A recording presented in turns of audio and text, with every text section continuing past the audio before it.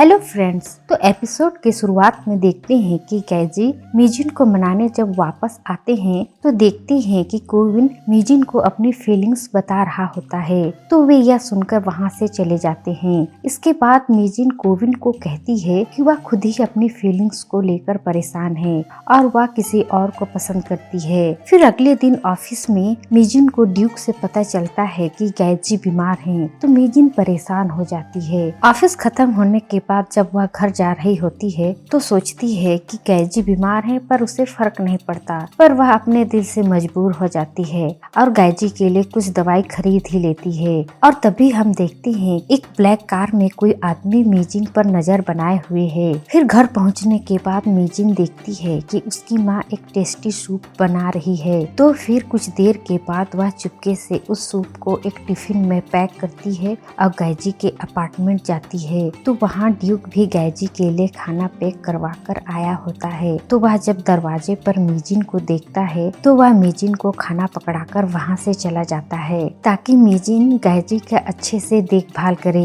फिर कैजी दरवाजा खोलते हैं। इसके बाद मीजिन अंदर आ जाती है और ड्यूक वापस जाने लगता है। तो जाते वक्त गायोन ड्यूक को देखती है और उसे देखते ही अचानक उसके मन में उसके लिए फीलिंग जागने लगती है, यानी गायोन को ड्यूक से अब प्यार होने लगा है।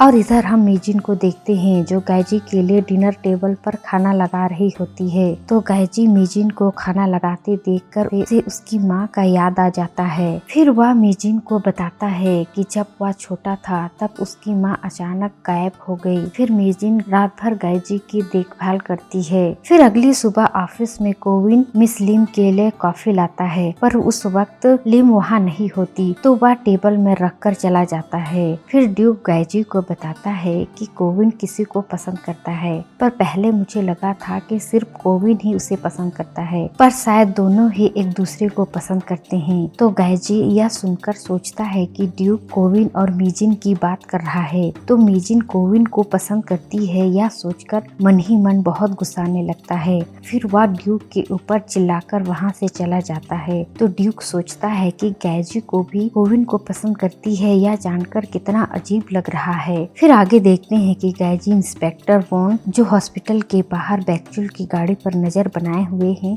उनसे बैक्चुल के बारे में पूछते हैं। तो वे बताते हैं कि वे शायद हॉस्पिटल के अंदर ही हैं, क्योंकि उनकी गाड़ी वहीं खड़ी है। फिर कैजी मीजिन के बाहर जिस इंस्पेक्टर की ड्यूटी लगी है उसके पास जाते हैं। तो वे बताते हैं कि यहाँ जो ब्लैक कलर की गाड़ी खड़ी थी वो 1 घंटे पहले ही चली गई है। तो कैजी घर के आसपास देखने के बाद मीजिन के घर जाते हैं और इधर इंस्पेक्टर अपनी गाड़ी में लगे कैमरे में रिकॉर्ड फुटेज देखता है। तो उसे पता चलता है कि ब्लैक गाड़ी वाला मिस लिम के जाने के बाद उसके पीछे चला गया। इसके बाद आगे देखते हैं कि ब्लैक गाड़ी वाला और बैक्चुल एक सुनसान जगह पर मिलते हैं। दरअसल बैक्चुल ने इस आदमी को मिस लिम पर नजर बनाने को कहा था। तो वह आदमी बैक्चुल को कुछ फुटेज दिखाता है और बताता है मिस लिम दिन भर काम करके जब वापस घर आती है तब अपने घर के पीछे वाले घर पर जाती है। फिर जैसे ही रात होता है उसी जगह से उसकी भतीजी मीजिन बाहर आती है। फिर वह अपने घर जाती है। फिर सुबह मीजिन उसी जगह पर जाती है और उसी जगह से मिस लिम बाहर निकलती है। ये दोनों कभी साथ में नहीं निकलते हैं। तो बैक्चुल सोचता है ये दोनों जरूर कुछ छुपा रही हैं। फिर शाम को जब मीजिन घर आती है तो घर पर कैजी, गायोन और उसके पापा होते हैं। फिर सभी एक साथ मिलकर डिनर करते हैं। इसके बाद जब कैजी वापस घर जाने निकलते हैं तो मीजिन बताती है कि आज उसकी आंटी का जन्मदिन था, वो भी बिना बताए कहीं चली गई हैं और मेरी माँ को लगता है कि एक दिन वो जरूर वापस आएगी। फिर अगली सुबह ड्यूक, मिस लिम और उसकी टीम सर्च वारंट लेकर हवाडोंग हॉस्पिटल जाते हैं और पूरे हॉस्टल का सर्च करते हैं और सभी सस्पिशियस चीजों को सीज कर लेते हैं। तो मिस लिम कुछ डॉक्यूमेंट को लेकर हॉस्पिटल से बाहर निकल रही थी, तभी उसे एक नर्स रोकती है और ब्लड रिपोर्ट देने के बहाने हॉस्पिटल के दूसरे जगह पर ले जाती है। और इधर ऑफिस में कैजी मिस्टर चा से बैक्चुल के घर पर सर्च करने के लिए परमिशन मांग रहे थे, पर मिस्टर चा नहीं देते। उसी वक्त कोविन कैजी को पूछता है कि मीजिन के साथ कुछ हुआ है क्या, क्योंकि मैं उसे बहुत देरी से कॉल कर रहा हूँ पर वह कॉल नहीं उठा रही है, तो मुझे बहुत चिंता हो रही है। तो कैजी भी मीजिन को कॉल करके देखते हैं पर मीजिन कॉल नहीं उठाती। तो वे जीपीएस से मीजिन का लोकेशन लोकेशन देखते हैं तो लोकेशन हवाडोंग हॉस्पिटल दिखाता है। तो गाइजी डर जाते हैं और हॉस्पिटल जाने निकलते हैं। इधर हॉस्पिटल में ड्यूक सभी सामानों को रखने के बाद लिम को कॉल करता है तो लिम कॉल नहीं उठाती। तो वह सोचता है कि बिना बताए कहाँ चली गई और तभी देखते हैं कि बैकचुल लिम को बेहोश करके पेशेंट बनाकर हॉस्पिटल की बेसमेंट की तरफ ले जा रहा होता है। तभी गैजी भी हॉस्पिटल पहुंच जाते हैं और पूरे हॉस्पिटल में मीजिन को ढूंढते हैं और फिर हम आखिर में देखते हैं कि मिस लिम यानी मीजिन के मुंह पर टेप लगाकर उसे एक कुर्सी में बांधा गया है और वह बेहोश ही है। और ये एपिसोड यहीं एंड हो जाता है।